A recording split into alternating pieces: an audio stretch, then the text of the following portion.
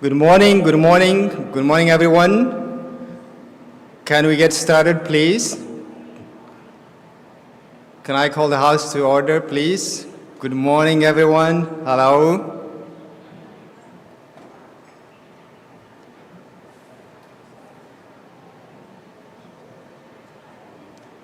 We are getting started. 1, 2, 3, 1, 2, 3. We are getting started now.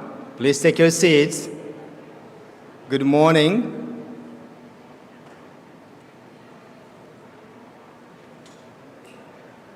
Good morning, good afternoon, good evening. A very warm welcome to the ACE Global Policy Forum on Natural Capital. To all of you who are here in Bangkok, and to all joining us online. I know that there are several hundred people who are registered online and tuning in now globally. We are so delighted that you could join us today, and a very warm welcome again to everyone. My name is Bekele Shifarao, and I'm the program manager for the World Bank's Global Program on Sustainability, GPS. We call it in short GPS. All protocols observed. Before we go into the official opening part of the session, allow me to say a few words about the Global Program on GPS, Global Program on Sustainability, GPS. GPS is a multi-donor trust fund managed by the World Bank and generously supported by the governments of the United Kingdom, Germany, and Switzerland. We are so delighted to have some of our donors also participate in this discussion, in this forum today. GPS is a World Bank's technical assistance facility in integrating natural capital into economic and financial decision making. As you know, mainstream economic analysis and traditional metrics such as the GDP do not always include non-marketed natural capital and ecosystem services into policy and investment decisions. This is a huge consequential omission affecting people, economies, and the planet as a whole. GPS focuses on this systemic failure and aims to help countries integrate the true value of natural capital and ecosystem services into economic and financial decision-making processes, and it endeavors to help countries measure and mainstream this into measuring economic progress itself and also sustainability. Over these 2 days, you'll hear a lot about natural capital, just why it matters, just a few words about that. As you know, all economies are actually embedded in nature, in natural capital, and more than half of the global GDP itself is significantly dependent on natural capital and ecosystem services. This is particularly the case for many developing countries where nature is foundational to their economic systems.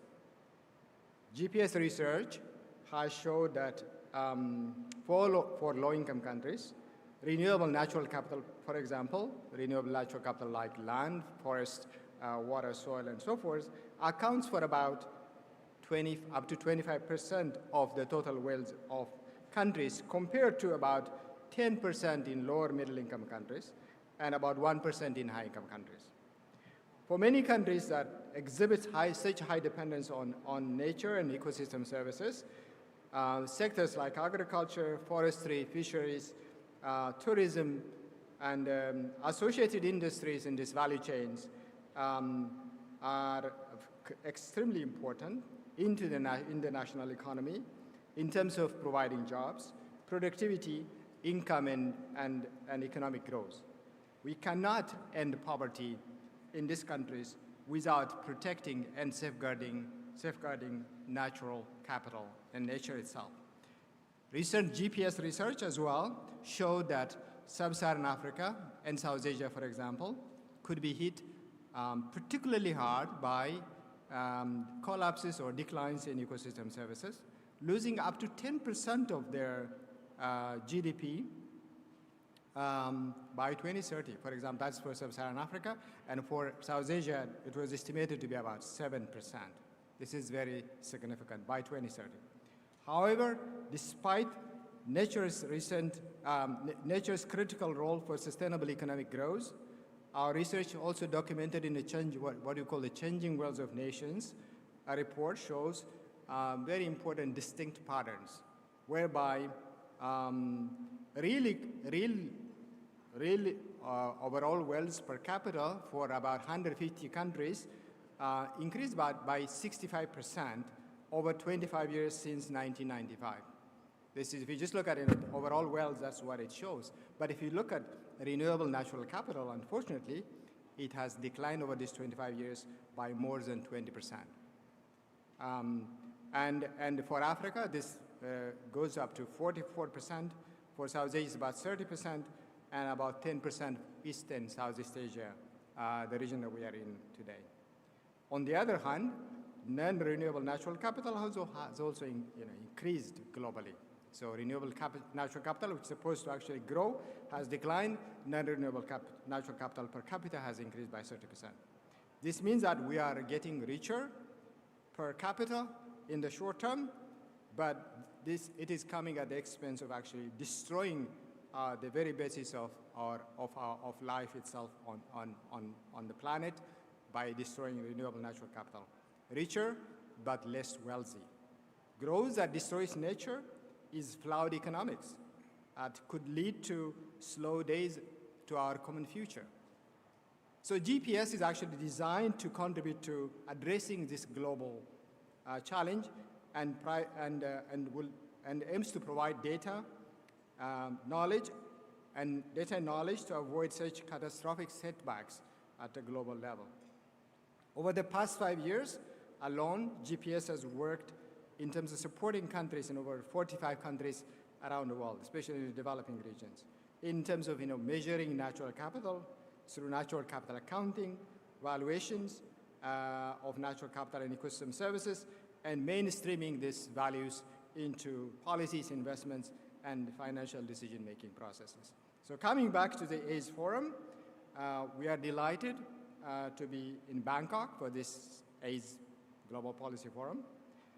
Of course, deeply grateful to the government of Thailand for hosting us in this beautiful city and country. The Global Forum, as you have noticed, brings together analysts, policymakers in the private sector to advance the use of data and evidence on natural capital into decision-making processes. I said, this is the ACE Forum is the last of the series under what we call the first phase of GPS. And as a result, we are covering very important critical parts of what we have been doing during the last 5-6 years. And in day one, the focus will be on investments in policies.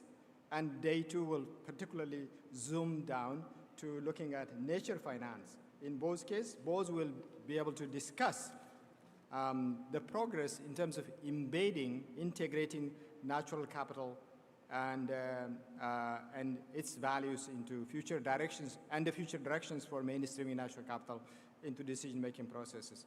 And it will provide a roadmap for what we ought to be doing during the next phase of also GPS, the Global Program on Sustainability that we call GPS 2.0.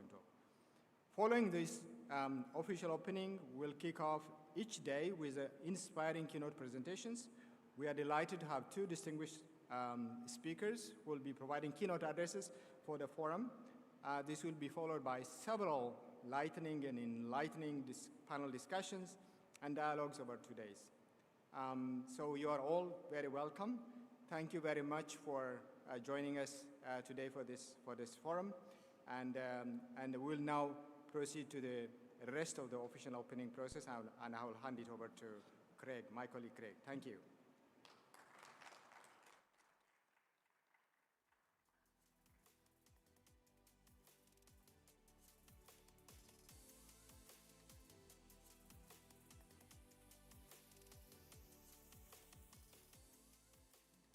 Thank you so much, and welcome once again to the Global Policy Forum. My name is Craig Meisner. I'm a senior environmental economist at the World Bank, and I'm really happy. I'll be moderating the next couple of sessions with you. And what I would like to do is just turn to the formal opening right now, which includes introductory remarks from several distinguished speakers who will join us on stage. I would actually like to ask them to come up now. Valerie Hickey, Arnachong Sokonvat, and Dr. Roger Heath. And I'll just do some brief introductions with them. And first I begin with Dr. Valerie Hickey. She's a Director of Environment at the World Bank. She leads a global team that leverages data, knowledge, and partnerships to ensure that the World Bank Group's public and private sector investments in nature, natural resource management, and pollution management and the circular economy generate more and better jobs in more places and in reducing poverty.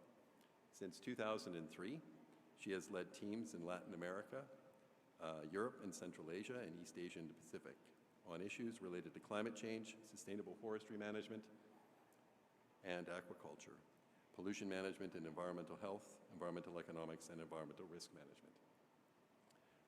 Our second guest is Dr. Arnachong Sokonvat, who currently serves as the Acting Senior Advisor on Policy and Planning and as the Director of Macroeconomic Strategy Planning at the Office of National Economic and Social Development Council, the central planning agency under the Prime Minister's Office in the Government of Thailand. With more than 25 years of working experience at NESDC, she has been engaged in macroeconomic analysis and forecasting and provides policy recommendations as well as drafting the 5-year National Economic and Social Development Plans in the area of macroeconomics to the Government of Thailand. And finally, Mr. Roger Heath, he's the Deputy Director of International Nature, Climate and Development at the UK Department of Environment, Food and Rural Affairs, or DEFRA. He has 18 years of experience in leading complex policy, finance, and program delivery across climate, nature, agriculture, and international development.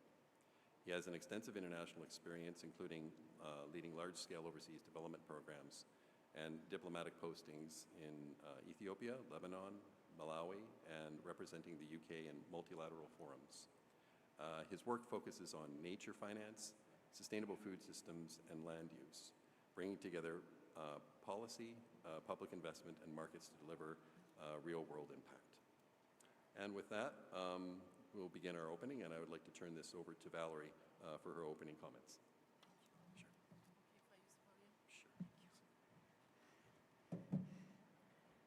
Good morning, everybody, and good afternoon and good evening to our folks online. I have to say, I am just so excited to get to sit among so many friends in this wonderful kingdom of Thailand, to continue this wonderful momentum that we're on, to make sure that nature, her ecosystem services, are counted. Because we all know this, we heard from Bekele this morning. If something isn't counted, we're not going to care about it. We're not going to take it into consideration in our decision making. We know that, we haven't. It's partly why we're in the situation we are today. But when it comes to counting and making decisions, I have to admit, I'm on a campaign to make boring great again. Because the truth is, what we need to influence are those boring parts of government that have existed forever. It's a system of national accounts that are the everyday decision-making infrastructure within government. It's about figuring out how do we make sure we're not talking about creating parallel systems or trying to be innovative, but instead tapping into, plugging into what already exists so that the data we're providing under natural capital accounts feeds into the system of national accounts and arrives at the desk of the Minister of Finance so that she knows how to read that data. It's part of her daily briefing. It's part of how she makes decisions. This is about making natural capital accounting as boring as we need to make it so that it is part of that decision making. And the good news is, when it comes to data and decision making, it is a good news agenda. Let's just talk about data for a minute. So we're increasingly in a world where data is becoming AAA. It is much more accurate than it ever was. In 2000, there were fewer than 30 satellites that could provide geospatial data at a 30-meter resolution.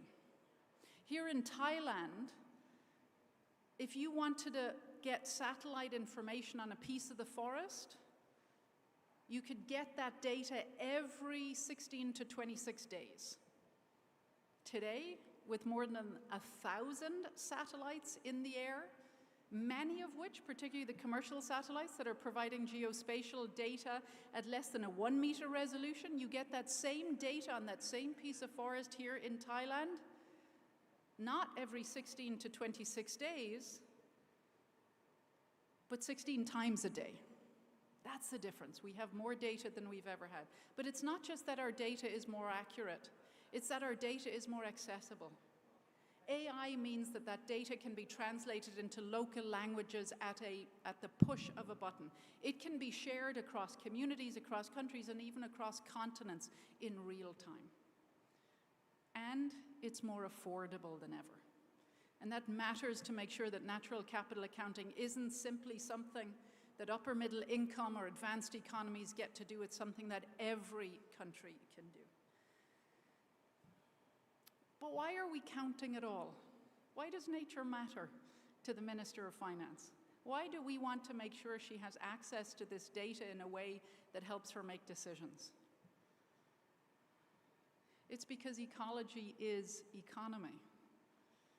Yesterday was World Ocean Day. The ocean is economy. It's still the most reliable, affordable transport system in the world. That's why 80% of trade comes by sea.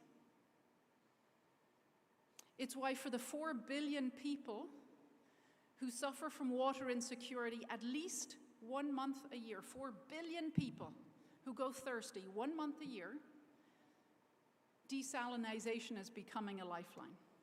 It's also an engine of jobs, more and better jobs. Just in the fisheries and aquaculture value chain, 260 million people put money in their pockets and put food on their table, and by the way, put food on everybody else's table. Because 20% of the animal protein we consume globally comes from the ocean. For small islands, for people in small islands, for people in coastal states, that's 80% of their animal protein. And these are markets that are huge. The seafood market alone is worth $425 billion a year. The ocean is economy. That's why counting whether or not the ocean is healthy and translating that data for decision making is absolutely vital, because if we don't know how healthy it is, if we don't know when that health is deteriorating, we are putting our entire global economy at enormous risk. That's why we're here. That's why we're going to be spending the next few days together to share the lessons and the ideas and the innovations across the 35 countries that GPS works with. We're going to hear from incredible partners and the global platform that we have to really share experiences, not just around why we do this, we all know why we do it, but how we do it. Because it's in the how that we have impact. And that's what GPS is all about, accelerating impact for people, for profits, and for the planet. And especially, it's about helping families get out of poverty and into the middle class in exactly those natural landscapes and seascapes that they call home. Because as Bekele said, our job at the World Bank Group is to end poverty on a livable planet. And the truth is, there is never going to be a world without poverty in a world without nature. Thank you.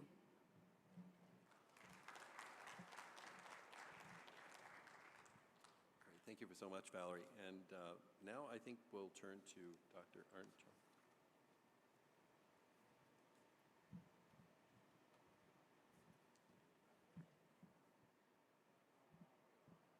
Good morning, distinguished guests, ladies and gentlemen, and also those who are online. First of all, I would like to thank you, the World Bank, for organizing this event and for inviting NESDC to share in the opening session, and also choosing Thailand as a host country. It is a very great pleasure and an honor to join all of us today to discuss a topic that increasingly shape the future of economies around the world, natural capital, and how we can transform our understandings of nature into the meaningful impact through policy, finance, and innovation. For many decades, economic growth and environmental conservation were often viewed as competing objectives. Development was measured by how much we produce and consumed, while the value of ecosystem and natural resources remain largely invisible in our economic system. Today, the perspective is changing. We are beginning to recognize a simple but profound reality. Nature is not external to economy, it is the foundation. The challenge is therefore not merely to protect nature, but to integrate nature into the way we make decisions. This is what I mean by moving from insight to impact. Thailand provides an interesting example of this transition, as we recognize that sustainability is not only an ecological issue, but also an economic necessity. We put natural resources and environmental sustainability as a top priority in our long-term national strategy and also the 5-year national plan, and realize the effective management of natural resources and sustainability is a key factor in enhancing productivity, competitiveness, and sustainable growth. Nature should not simply be viewed as something we extract from. It should be viewed as a source of innovation, knowledge, and new economic opportunities. As the global economy transitions towards sustainability, I see 4 major opportunities for Thailand where natural capital can become a powerful engine of growth. First is sustainable agriculture and food security. Thailand is already one of the world's leading food producers and exporters. However, climate change, water scarcity, and land degradation pose increasing challenges to agricultural productivity.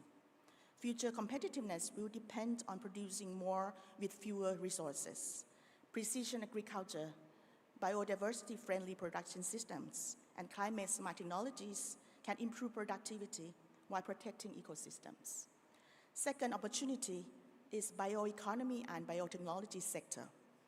Thailand's biological diversity provides a valuable platform for innovation in bioeconomy as well as advanced manufacturing. The third opportunity lies in sustainable tourism and nature-based experiences. Tourism remains a cornerstone of Thai economy, yet the future of tourism will increasingly depend on environmental quality and ecosystem integrity. Travel around the world while becoming more conscious of sustainability and authenticity. The fourth opportunity is perhaps the most transformative: nature-based solutions and ecosystem service markets. Thailand's forests, mangroves, and coastal ecosystems have significant potential to contribute to climate mitigation while creating new sources of income and investment. One important commitment is Thailand's support for the Global 3030 framework, which seeks to conserve at least 30% of the world's land and marine area by 2030. At the same time, Thailand has established very ambitious climate goals, including achieving net zero greenhouse gas emissions by 2050. To support this transition, the Thai government requires coordinated action process, multiple policy areas. First, we need stronger national climate target with commitments to reduce net greenhouse gas emission by 47% below 2019 levels by 2035. Second, we must accelerate the transition towards renewable energy and low carbon technologies. Thailand's long-term strategy projects renewable supplying around 74% by 2050. Third, we must strengthen sustainable transportation and energy efficiency initiatives across all sectors. Fourth, Thailand is developing carbon pricing mechanisms as a key market-based mechanisms to encourage emission reductions, together with accelerating the climate change legislation as a comprehensive legal framework for climate governance. And lastly, we must support industrial decarbonization, together with green financing. These include green bonds, sustainability-linked finance, biodiversity credits, carbon markets, and innovative public-private participations. The objective is clear: to ensure that protecting nature is not only environmentally responsible, but also economically rewarding. Yet, achieving such ambitious net zero emission goals requires more than good intentions. It requires better measurements. Traditional economic indicators remain important, but they do not fully capture the value of ecosystems or the cost of environmental degradations. Natural capital accounting can thus help bridge this gap by making nature visible within economic systems. We thus realize the importance of incorporating natural capital accounting into our national planning and decision-making. Ladies and gentlemen, the transition toward a nature-positive economy is one of the defining challenges of our generation. What we need now is implementation. We need to move from awareness to action, from measurement to investment, and from insight to impact. Thailand's commitment to conservation and climate action provide a strong foundation. But the journey ahead will require collaboration across governments, businesses, financial institutions, researchers, and local communities. If we succeed in aligning policy, finance, and innovation with the value of nature, we will not only protect our ecosystem for future generations, but we're also building a stronger economies and more prosperous societies. Thank you very much.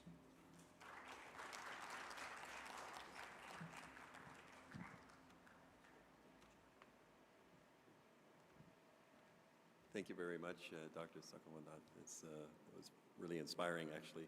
It's great to see the Thailand's commitment. I think that's really great to hear. I'm hoping that we'll hear more of that over the next few days as well. Reinforce that. Finally, Dr. Roger Heath, we'll have you come up.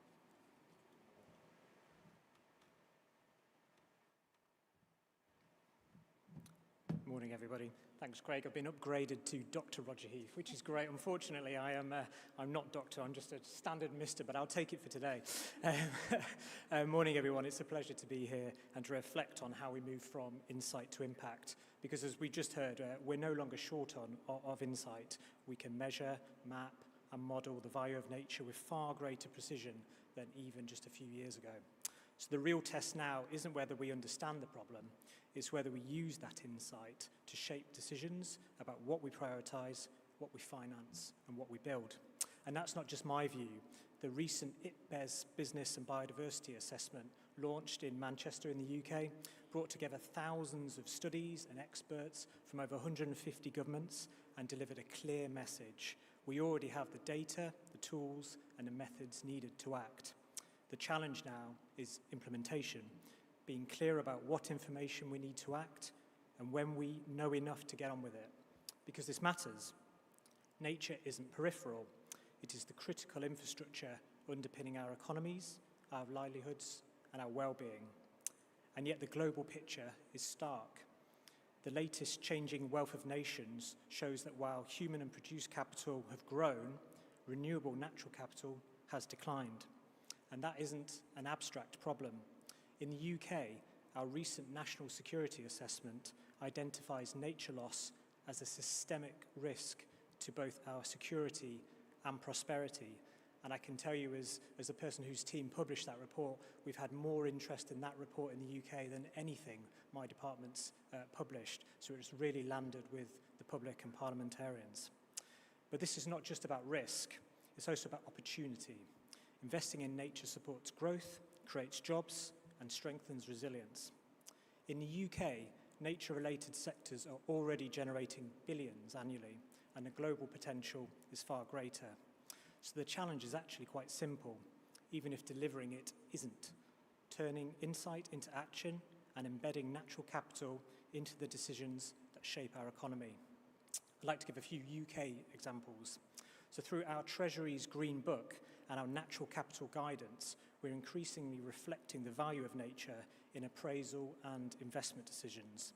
and the UK's Office for National Statistics natural capital accounts give us much stronger evidence base, helping us measure what matters, track progress, and improve accountability. But recognising value is only part of the job. We also need to shift financial flows, public and private, towards nature-positive outcomes. And in a tighter fiscal environment, that means using public finance differently. So the UK is moving from a traditional donor mindset to an investor mindset, focusing on partnerships, impact and leverage, particularly of private capital. That means creating the right conditions for private investment to grow with confidence and integrity. The UK's biodiversity net gain scheme is one example of this, where developments are made more nature positive while supporting a growing market for biodiversity units. And we're already seeing hundreds of habitat banks emerging across thousands of hectares. Alongside that, we're investing in frameworks that underpin credible markets.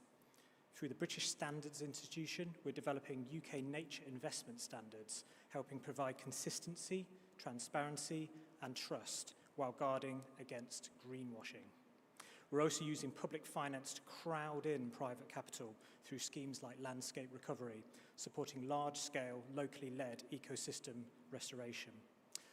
Internationally, we're working with partners to align financial flows with nature-positive outcomes, including through the Biodiversity Finance Initiative and the African Natural Capital Alliance. And we're a long-standing supporter of initiatives such as the Task Force on Nature-Related Financial Disclosures, helping embed nature into risk management and reporting. But despite these efforts, this is not something any government can deliver alone. Moving from insight to impact means embedding nature into decision-making everywhere, across governments, financial institutions and businesses, into investment strategies, supply chains, risk management and public policy. And it means working collectively, sharing experience, building consistent approaches, and ensuring that progress in one part of the system reinforces progress elsewhere. And that's why we value our partnership with the World Bank on the WAVES and now the GPS programme, as a strategic delivery partner helping to shape enabling conditions, inform major investments, and support implementation on the ground. Programmes like GPS are already informing billions of dollars of investment across the World Bank Group and demonstrate the potential of the bank and the wider multilateral system to scale impact much further. So to wrap up, we have the evidence, we have the tools, and we have real momentum. And then task now is to act, and to act at scale. And I really look forward to hearing about how we're going to do that over the next few days. Thank you very much.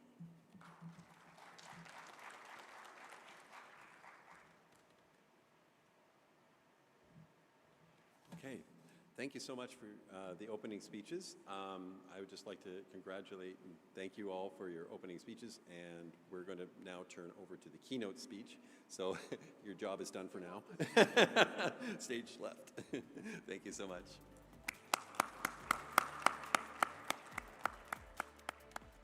Yeah, in the interest of time, I think that we might be able to start maybe with the keynote, and I think we'd just like to keep things going. So I'd like to call Dr. Nicola Ranger up to the podium. Just by way of introductions, she is the Executive Director of the Earth Capital Nexus and Professor in Practice of Natural Capital, Risk and Finance at the Grantham Research Institute on Climate Change and the Environment at the London School of Economics and Political Science. She leads interdisciplinary research and policy engagement at the nexus of finance, investment, natural capital, resilience, and sustainable development with a global focus. Her research focuses on integrating climate and nature risks into financial decision-making, developing innovative financial instruments, green fiscal policy, debt sustainability, and mobilizing investment for sustainable development. And so now I would like to turn it over and invite Nicola to the stage. Thank you.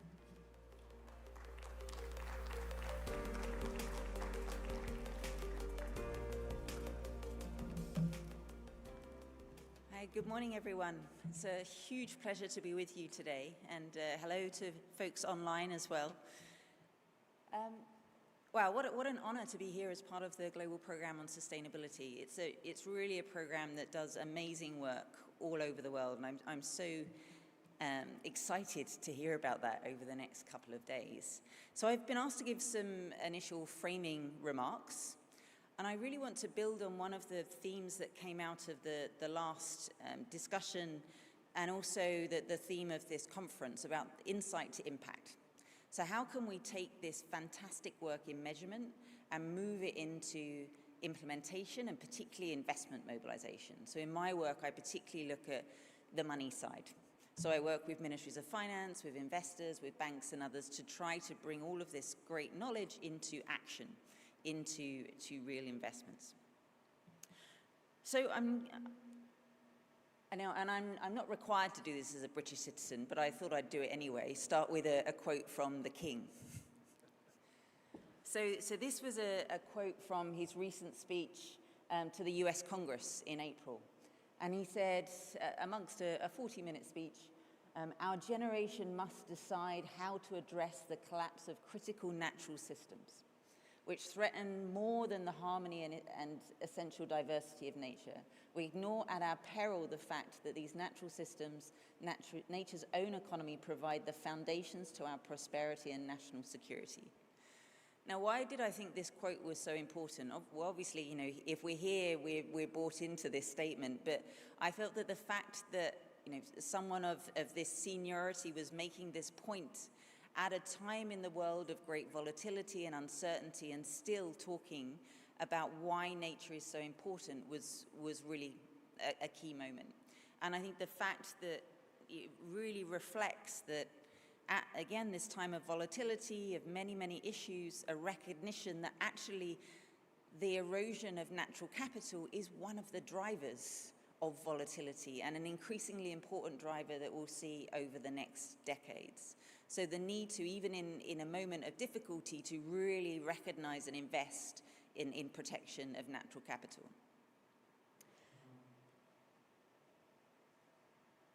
And this topic of critical natural systems is one I'm going to come back to throughout this keynote. And actually, if I just go back to this wonderful picture. So for those of you from the region, you might recognize this as the Mekong River. I want you to think about that topic of critical natural systems. So what for you is a critical natural system?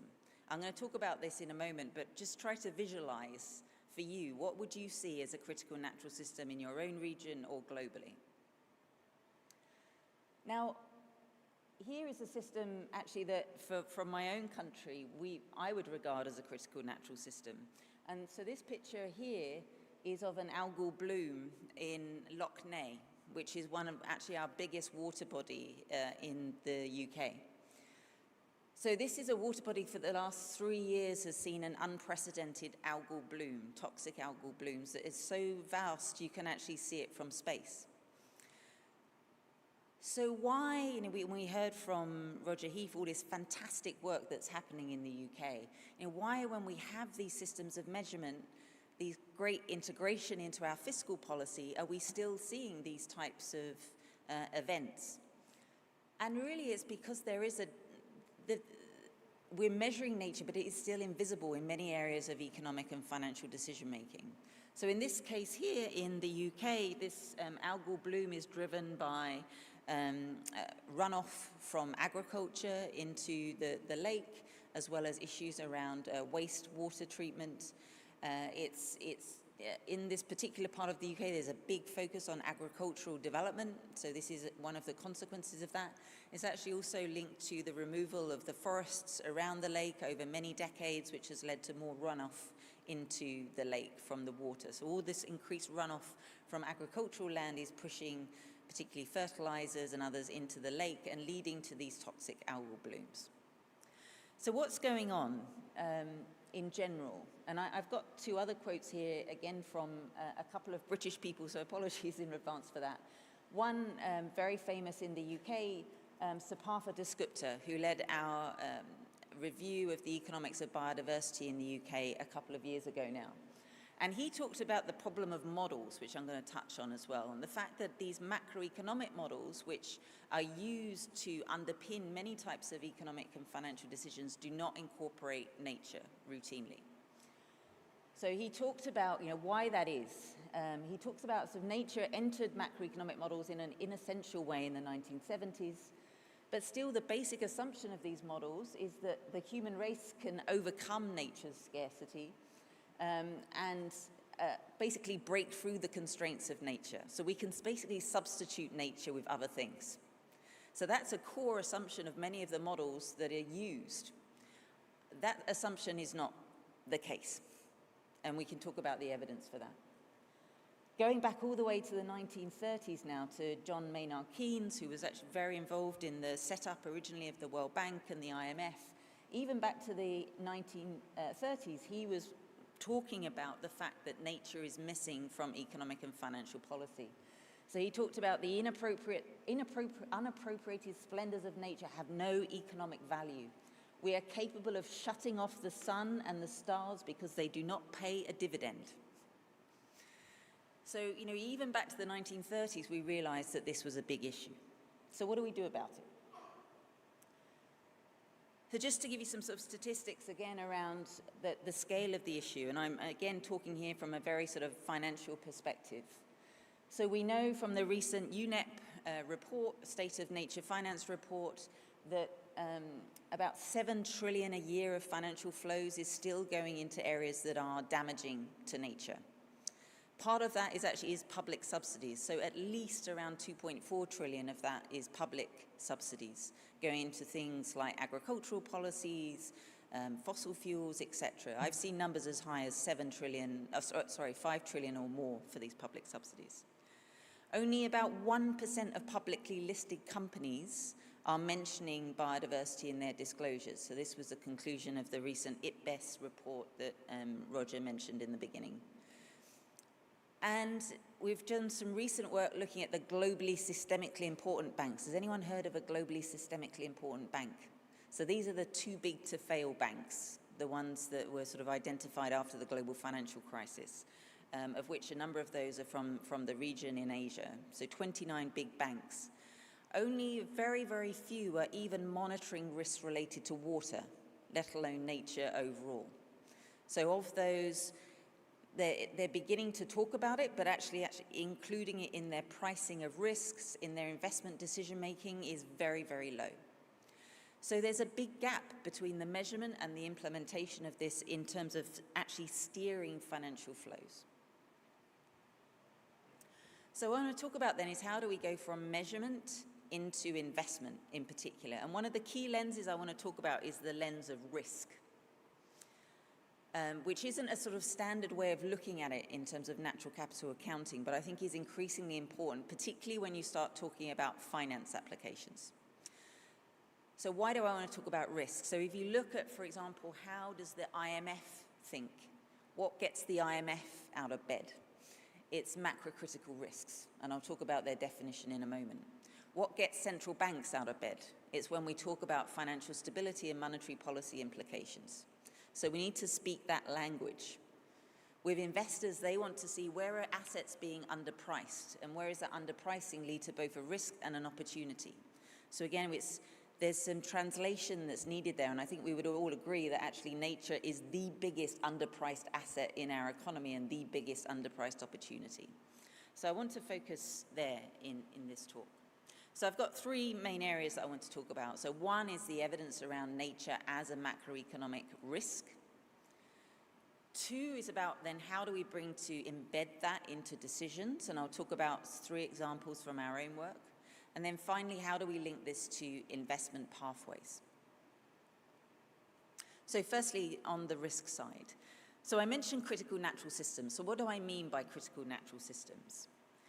So there's been a number of definitions that have been proposed in the academic world. So natural capital that's responsible for important ecosystem functions or environmental functions which cannot be substituted. So back to this important point about substitutability.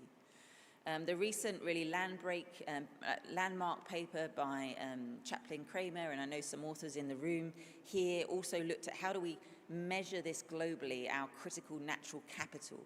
So they look at critical natural capital as those semi-natural terrestrial and aquatic ecosystems which are maintaining 12 of nature's key nature's contributions to people, 90% of those. And they find that actually that's concentrated in particular land areas. So these are really important contributions. Now, how does the IMF think about this? So the IMF, which is not talking about nature, but in general, what things are macrocritical to the IMF, talks about macrocritical as things that have the potential to affect domestic or external stability. So this stability language is something I'll talk about today. I think this is something that, for us, interested in natural capital, is something that we need to really focus on. Like, how do we show that this is not just valuable, but macrocritical? That it's essential for our growth, for our poverty alleviation, but also for stability. And again, Roger earlier on mentioned the report that was put out earlier this year from UK government on national security, nature and national security. And the reason why that had so much traction is because it really looked at this critical risks perspective. So how do we value nature from a financial perspective? I think one of the key things that we've found researching in this is that actually when we look at how we measure the value of natural capital, we're often not picking up these critical levers into the financial sector and the wider economy. So we've tried to, it's a very, very complex web, try to just illustrate it here. So for example, what does it mean in terms of our global supply chains? What does it mean in terms of revenues? What does it mean in terms of inflation? On the finance side, what does it mean in terms of sovereign debt? How can we calculate that?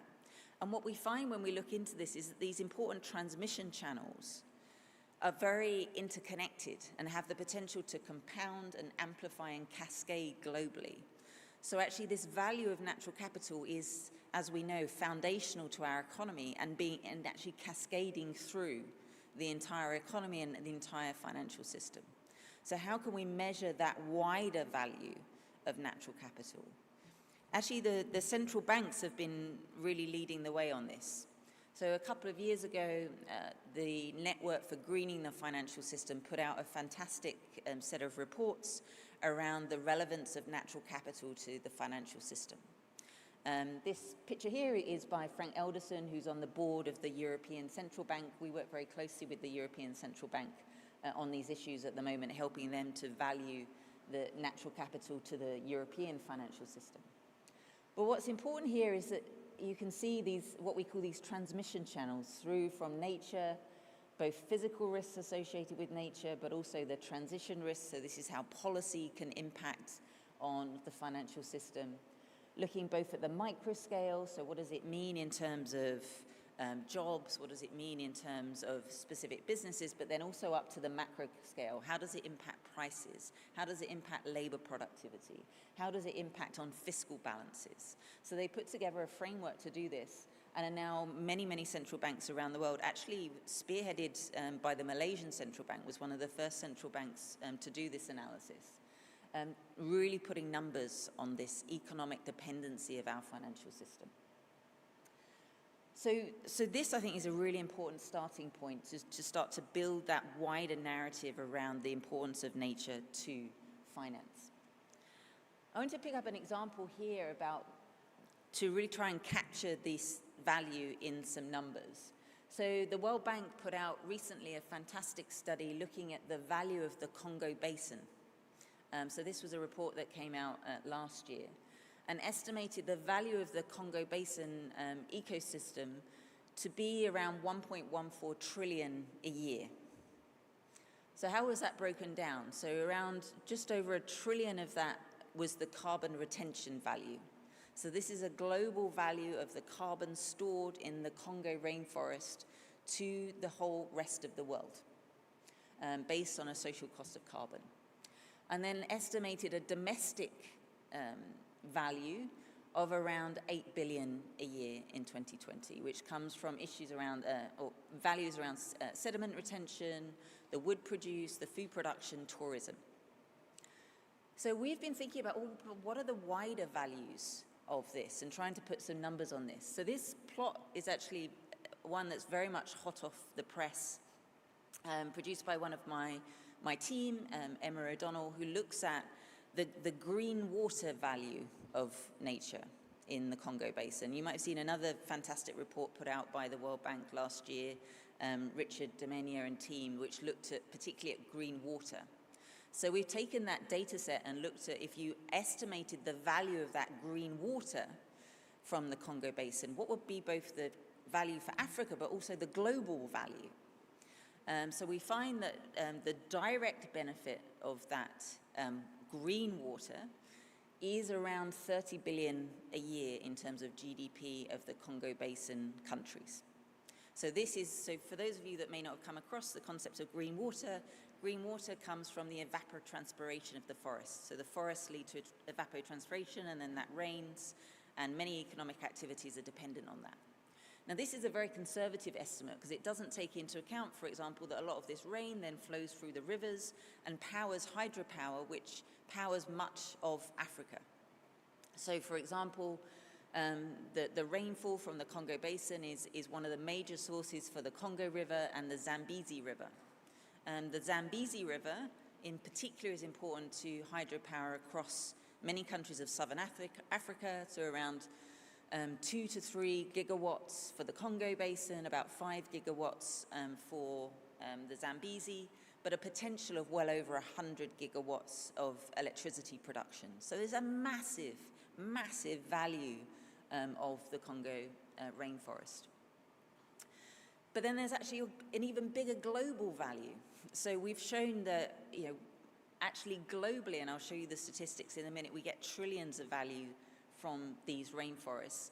But even if you look, say, at just supply chains, so DRC holds around up to 70% of global cobalt reserves. So in terms of critical minerals, again, this rainforest, the power generated by this rainforest, those wider ecosystem services are absolutely enormous and macro-critical globally to our future economy. So how do we begin to capture this wider value? Again, another sort of link to this, we then looked at what is the global value of just literally, again, the rainfall. So it doesn't take into account these wider benefits. These numbers are very, very small, but this, so I'll read out a few of them, but this figure here looks at what is the percentage of national GDP which is dependent on forest green water, again using the same data set that the World Bank used in their recent study.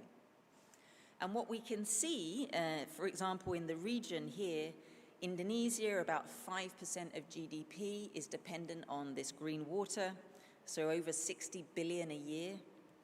Vietnam, around 25 billion a year. For many African economies, greater than a 20% dependency on green water. But this isn't just an issue for these countries. For China, we found that about 1 trillion of GDP is dependent on green water from its own domestic forests. And then if you look at global forests, about an additional 1 trillion in terms of supply chain dependencies for China.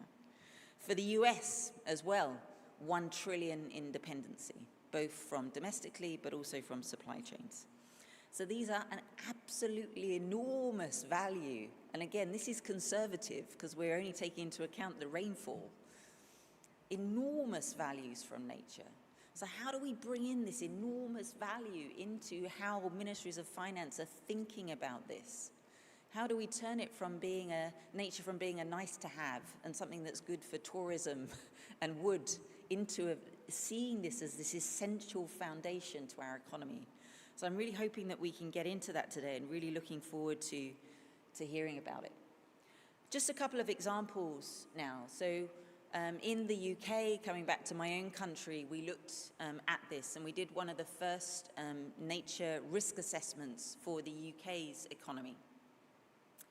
So the first thing we had to do was look at how do we translate value into risk. So one of the first things we looked at was bringing together scientists, financial specialists, government officials to look at what does a risk inventory look like for the UK. So in the UK, we have a risk register, a national risk register. I'm sure many countries have the same. And we looked at, in using that same framework, what are the key risks? So you can see here 29 key risks that we came up with amongst the scientific community. So some of the risks that are most likely and highest impact are things like the link to zoonotic diseases, the issues around soil health decline and how that impacts on our agricultural system, but also issues here around global food supply chains. So the UK is very dependent on global food supply chains, so very vulnerable to things happening in the rest of the world. Issues around critical minerals, again, that I've mentioned, issues around ocean acidification, all create these critical risks to the UK's economy, which are currently not on our national risk register. So we then looked at, well, how do we model this? How do we build this into our macroeconomic models that are used in the UK? So to do that, we developed a set of scenarios. So we looked at 3 scenarios. This is just one of them. So we looked at a domestic environmental degradation scenario, a health-related scenario that picked up the issues around zoonotic diseases, and we looked at a supply chain scenario. So this is the supply chain scenario. So for this scenario, we looked at how issues around soil health, water quality, exploitation of fisheries, biofuels impacts, impact on our global supply chains and how they impact on the UK. And again, we did this by bringing together scientists, financial specialists. We actually worked closely with the Bank of England and something called the Climate Financial Risk Forum, which is where the Bank of England has a peer learning network with financial institutions in the UK, and started to put numbers on this and looked at what are the most likely scenarios. And what we found was some pretty big numbers that hadn't really been considered before. So we found, for example, for the international scenario that I just mentioned, potentially a 6% reduction in GDP from a big nature-related shock to the UK's economy. Actually, the biggest shocks were the health-related ones. So for this, we found more than a 12% potential reduction in GDP. And for the UK, these shocks are bigger than the global financial crisis and bigger than the COVID shock. And I think what's important here from the perspective of what we're talking here around measurement is on the right-hand side, it shows the different financial risk channels that we modeled. And things here, the types of feedbacks that we're including, so obviously price effects we're looking at, but also looking at the public finance aspects. So how does, for example, constraints on water supplies lead to increases in public expenditure? In the UK, we actually provide water, we'll tank water to people that have water supply issues, so that's a big cost to the public balance sheet. Issues around heat-related effects that are amplified by the removal of nature from our cities, air pollution effects. So we capture all of this and all of these different transmission channels in this analysis. So this is sort of one example and one of a growing number of examples around the world. So I won't read out all of these, but we're seeing this huge momentum now, all of this new analysis, and much of that coming from the Global Programme on Sustainability and their fantastic work. I've particularly picked out here some analysis that have been led by central banks around the world. So for example, the ECB has found that 75% of EU bank lending is highly dependent on at least one ecosystem service. The Deutsche Bank, so this is the Central Bank of Germany, has found that 1.7 trillion in corporate lending is highly dependent on water-based services.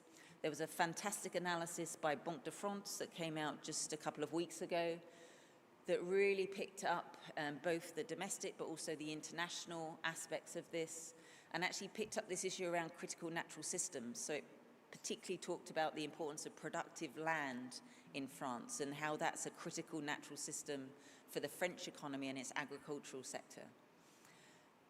We've done some analysis recently looking at sovereign debt and sovereign borrowing costs. So one of my team, Alex Woolenweber, led this study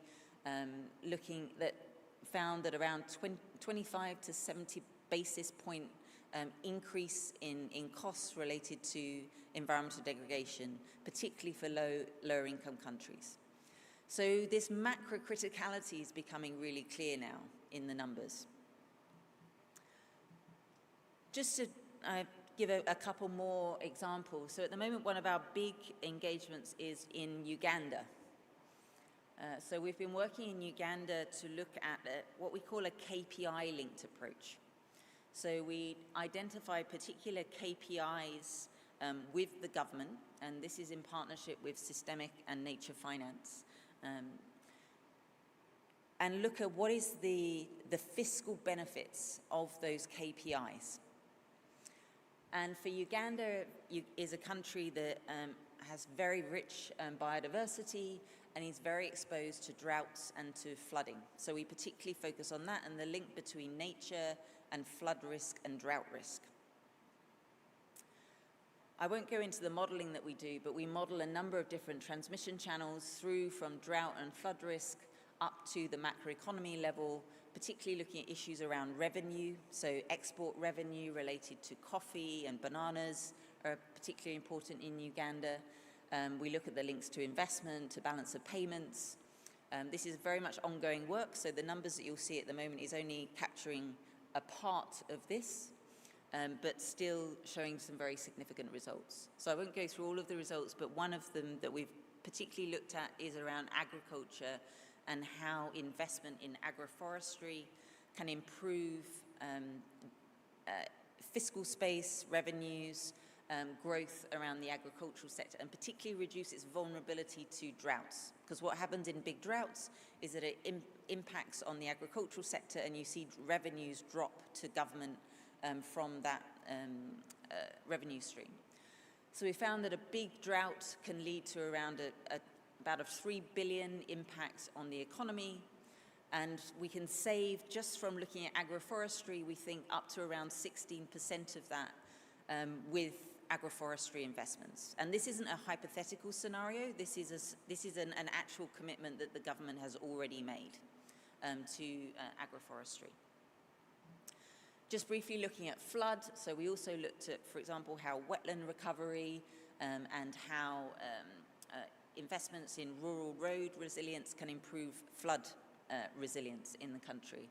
And what we find here is climate change could lead to a significant increase in flood risk in the country, but with these investments we can almost reduce that, or we can reduce that substantially, and certainly for a big event have very, very significant protective effects. So very, very significant impacts at the fiscal level just from looking at issues around sort of wetland recovery from this. So we can show the macro criticality of these KPIs, which hopefully can lead to innovation in looking at sovereign investment. Closer to home now, a couple of years ago we worked with a central bank in Thailand who were interested again in looking at flood protection and also storm protection. And here we showed, working very closely with the central bank, again how climate change could increase the risk, but how that could be reduced substantially through investment in, again, wetland restoration, in hard infrastructure investments, etc. And then just finally, we work very much with the private sector as well. So we work in partnership with investors to show them how this is macro critical to them. So for example, we have a collaboration with Norges Bank Investment Management, which is one of the biggest sovereign wealth funds in the world. And what we're trying to show here again is how do we bring this measurement into their decision making on a day-to-day basis. And importantly, not just showing them the risk, but how if they invest more in natural capital, they can reduce that risk and reduce risk to their own balance sheets, importantly. So showing the win-win through investment. So I just want to finish off with some statements around the investment pathway. I'm going to skip over a few things because we have sort of running out of time. But we've analysed investment flows related to nature around the world. We'll have some work published on this in the next month or so. Builds on a paper that we published in 2023, analysing more than 60 nature investment funds around the world. And what you can see is that while this is still a relatively nascent area, it's growing very, very significantly. With particularly significant investment going into sustainable forestries, fisheries, agriculture, and increasingly into green infrastructure. And one of the things I wanted to leave you with is this concept of nature as critical infrastructure. And this is something that we're thinking about at the moment and looking at how could that, through structuring, help to mobilize more investment. There was a great study by the AIIB and the EBRD a couple of years ago on this concept. And the key question that we've been asking ourselves, and this is actually Loch Ney, which was the loch that I mentioned earlier with the algal blooms. Why do we treat that differently than we treat a port? Now, reducing nature to a port is kind of undervaluing nature. But why do we not treat, as governments, as the financial sector, investment in nature as in the same way that we think about other types of critical infrastructure in our economies? And what can we learn from how we make these investments, which are similarly public goods investments? What can we learn from that? So I think that's something that I would love to talk about over the next couple of days. We've been looking at how could you structure risk pools, for example, to do this. Actually, so I used to work for the World Bank and used to work in the team that was working on risk pools.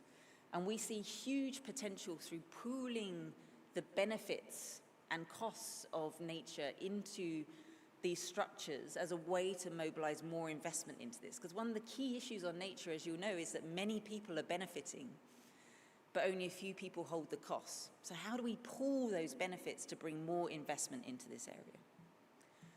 So just to wrap up, I've gone past. What are the 3 points that I've talked about now? One is around risk. So how can we speak the language of risk that ministries of finance, central banks, the financial sector are used to speaking? How do we bring this fantastic work on measurement into these existing systems that guide capital allocation at scale? And what can we do more to capture this full range of benefits from nature? And I'm very much looking forward to talking to you more about this over the next few days. Thank you very much.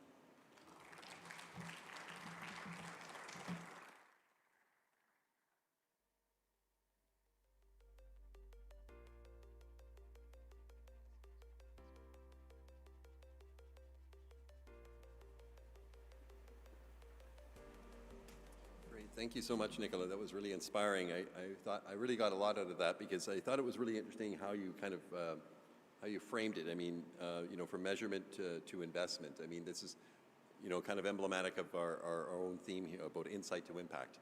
I mean, and all the steps kind of in between kind of reminded me a lot of the things of the different interventions that we do in GPS and in the bank in general, right? And I think that that's what's really kind of interesting. And over the next 2 days, what we'll be able to see is different entry points, if you will, of all the different things that take us from some of the measurement issues and the data quality and things like that, all through the different instruments and so on and so forth, and ending up with investments. I think that that's actually really kind of interesting. There's this continuum, and I think it's really emblematic of what's happening in the forum, but in GPS, and also how we engage in the World Bank.